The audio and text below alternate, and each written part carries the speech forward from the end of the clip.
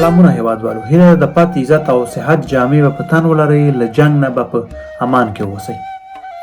د نن موضوع زما دا ده چې زه غواړم د اوکراین او روسیې په جنګ باندې رڼا واچوم چې څنګه د دوی جنګ شروع سه، ولې جنګ شروع سه او دمګړی کوم ځای ته رسېدلی، دغه څه مشکلات زموږ او ستاسو لپاره پېښولی شي، څه مشکلات د اروپایي اتحادیې لپاره پېښولی شي، څه مشکلات ناټو ته جوړېدلی شي او امریکا څه غواړي چې دغه جنګ ته ډېره لمن وهي تر څو دغه جنګ نور هم ګرم سي. خو خبرې نور بم راځم، لومړی خو به په دې خبرې وکړم چې ولې دغه جګړه شروع شوله. اوکراین په اروپا کې یو تر ټولو پرنفوذو هیوادونو کې راځي چې 40-50 میلیونه وګړي لري. دا بیا ډېر حاصلخیزه ځمکه هم لري. اوکراین یو ډېر ښه موقعیت کې ده د اروپا لپاره یا بالخصوص د ناټو او امریکا لپاره چې هغه له روس سره ډېر اوږد سرحد لري. نو له روسیه سره چې دا سرحد لري د ناټو لپاره دا ډېر مهم ده، د امریکا لپاره بالخصوص ډېر مهم ده چې د روسیه په استخباراتو، په ځمکه، په پوځ، په ټولو باندې کنټرول وساتي، ځکه په هغه ځای کې دوی غواړي اډې جوړېږي که چېرته اوکراین په ناټو کې داخل شي. نو له ډېره وخته امریکا او دغه ناټو اروپایي اتحادیه دا کوښښ کوي چې اوکراین هلته په ناټو کې داخل کړي او دوی وکولی سي هلته سترې اډې په اوکراین کې جوړې کړي د ناټو په نوم او نور دوی خپل استخباراتي کارونه مخې ته پکې ویسي. خو ولې روسیه دا نه غواړي چې دښمن یې راسي په سر ورته کیني، ځکه امریکا د روسیه سرسخته مخالف ده، دښمن ده، ځکه د نړۍ تر ټولو ډېرې وسلې امریکا او روسیه خرڅوي. نو دوی دواړه سره ښکر په ښکر دي، دوی دواړه سره د نړۍ د پر بمه هیوادونه دي چې ډېر بمونه پکې دي او دغه بمونه داسې بمونه هم دوی لري چې 10-15 د نړۍ لپاره وکاروي، نړۍ تباهۍ طرف ته وړي، شاید یو انسان هم ژوندی پاتې نه شي، ځکه دوی سره دومره ستر هستوي بمونه هم شته ده. نو په دې خاطر باندې دوی دواړه همیشه غواړي یو بل ته خپل زور وښیي. امریکا وایي زه سوپر پاور یم او روس وایي زه بیخي تا پیژنم نه. نو همدغه ستره وجه وه روسیه څو ځله له اوکراین سره په دې باندې خبرې مو کولې چې تاسو ناټو ته مه ځئ، ناټو کې ځان مه شریکوئ، موږ نه غواړو چې د امریکا سرتیري ستاسو په هیواد کې اډې ولري، دلته استخبارات زموږ په هیواد کې دی لاسوهنه وکړي، دا موږ نه غواړو. خو اوکراین ورسره دا نه منله یا اوکراین په دغه خبره باندې سر نه خلاصو. نو همدغه وجه وه پوتین مجبور سه چې په اوکراین باندې حمله وکوله.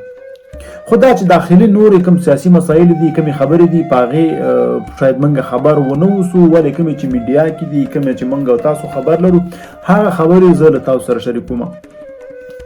نو روسیه پې حمله وکوله او ناټو او امریکا چې اوکراین ته همیشه دباب ورکولی، ورته ویلي چې موږ ستا هر ډول ملاتړ کوو، موږ تا سره ولاړ یو، موږ ستا ناټو او امریکا ورته همدغه خبره کوله چې موږ ستا هر ډول ملاتړ یو، موږ له تا سره ولاړ یو، که چېرته روسیه په تا باندې حمله وکړي نو موږ به له تا سره یو او تا یوازې نه پرېږدو.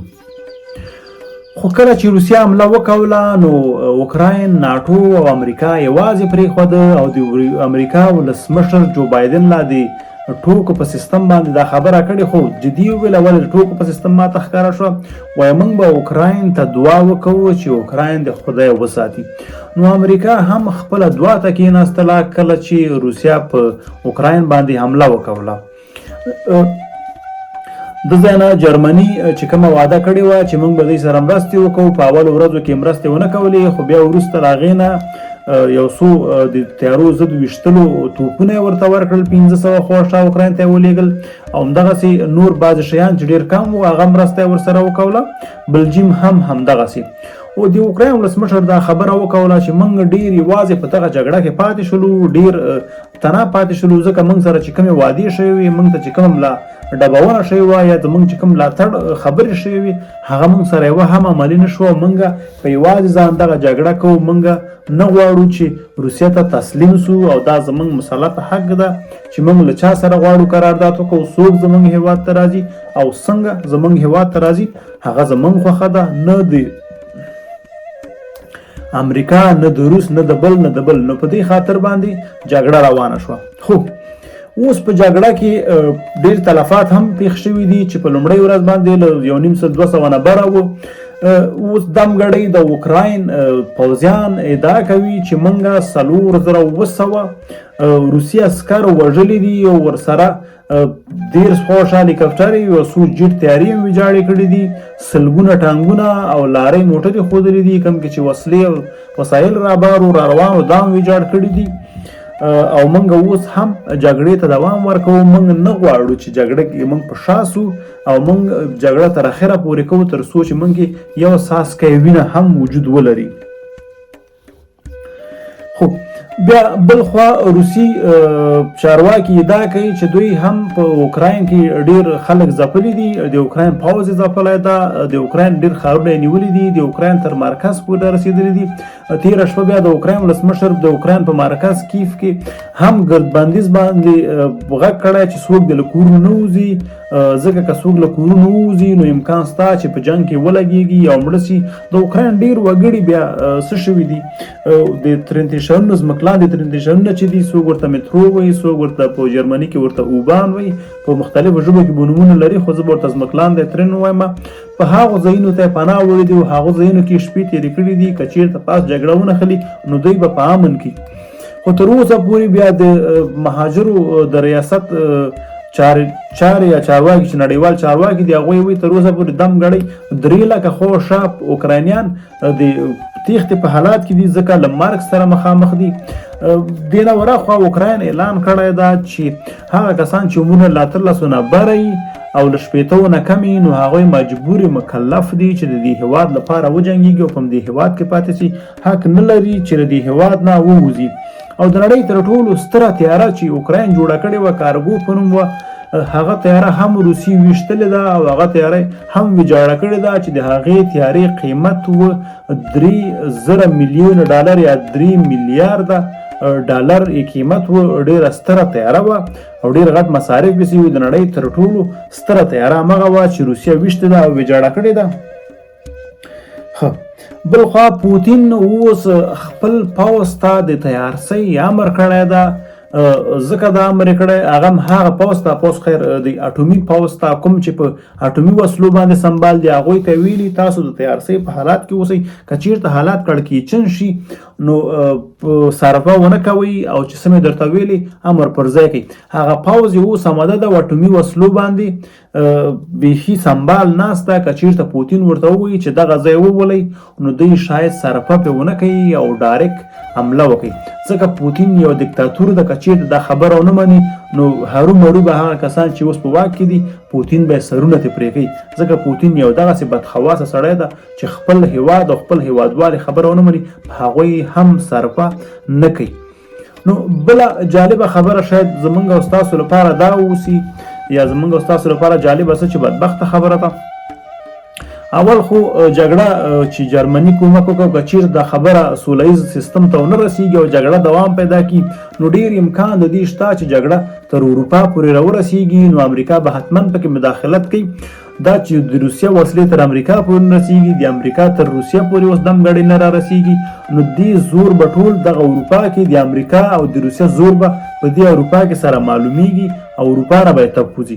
اروپا شاید درېیمه نړیواله جګړه کې ډېره خرابه شي، ځکه دمګړۍ چې کومې وسلې جوړې شوي دي ټولې اټومي دي. انسان داسې یو وسلې د ځان د بربادۍ لپاره جوړې کړي دي چې هغه انسان په ډېر کم وخت کې له منځه وړلی شي. دا خبره ما ډېره مخکې هم کړې وه چې دغه نړۍ که چېرته خرابېږي هم نو اول او ستره وجه به انسانان چې د انسانانو له وجې نه خرابېږي. نو درېیمه نړیواله جګړه د خدای نه پیښوي، په هغې باندې به اوس خبرې ډېرې نه کوو. که پیښه سوله نو شاید ممکن چې اروپا کې ډېر وګړي له منځه لاړ شي او دغه ډېرې ودانۍ له منځه لاړې شي، شاید دغه اقتصاد هم پاتې نه شي. دا بیا لسګونه څه چې سلګونه کلونه شاید ونیسي که بېرته خلک دغه سیستم ته راسي او په خپلو پښو باندې ودرېږي او سیستم منظم کړي.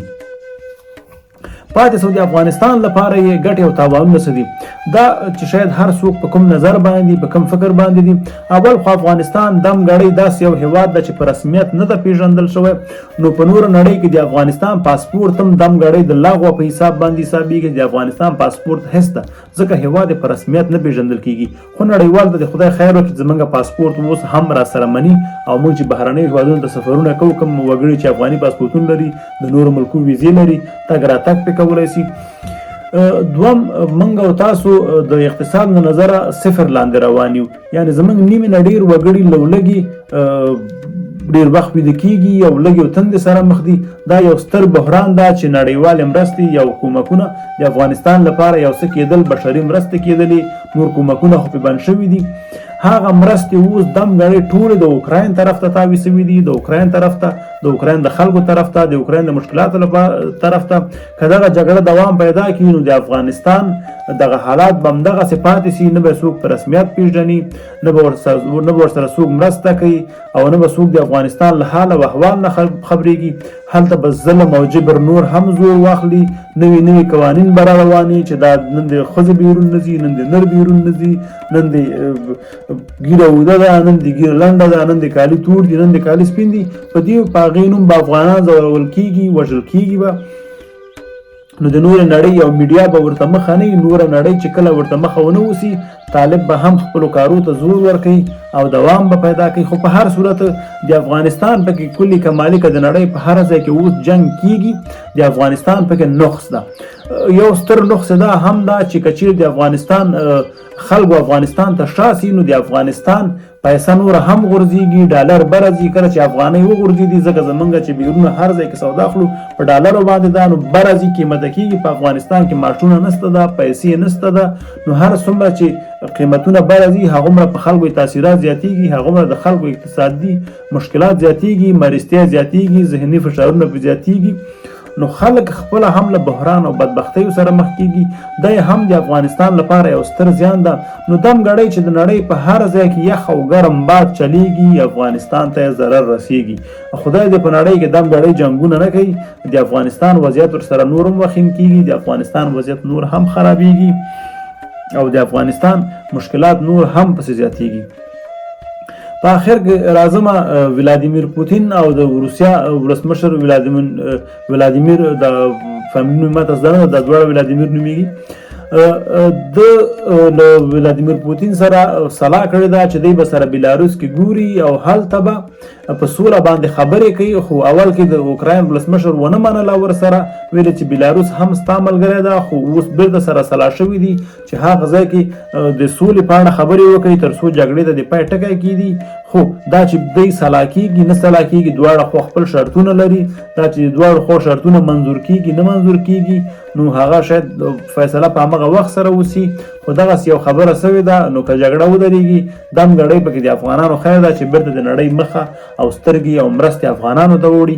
که چیرته وانه وړي دا زموږ او ستاسو لپاره تر ټولو بد خبر ده، د افغانستان لپاره بد خبر ده چې په بحران او سخته کې به همداسې پاتې لکه یو مهی چې نیم اوبو کې پروت دي، فقط اکسیجن اخیستلی سي، نور ګرځېدلی نه سي، لامبو نه سي کولی، خوراک نه سي پیدا کولی.